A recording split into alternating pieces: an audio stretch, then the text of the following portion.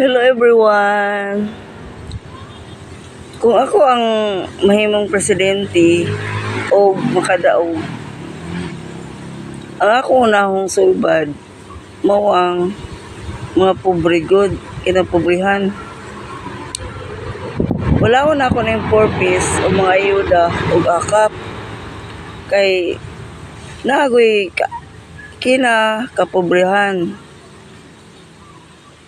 Katong nangatulog sa kadalanan, katong malimos, katong mga bata nga wala pa eskwelaha sa gikanan, atong namuyo sa tulay o sa daplin sa suba. Ano ba sila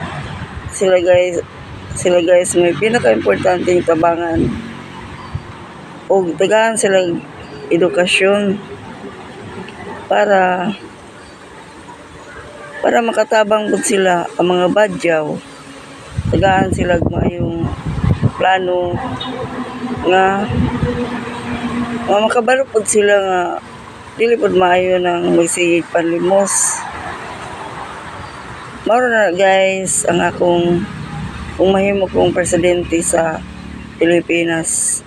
Maraming salamat po.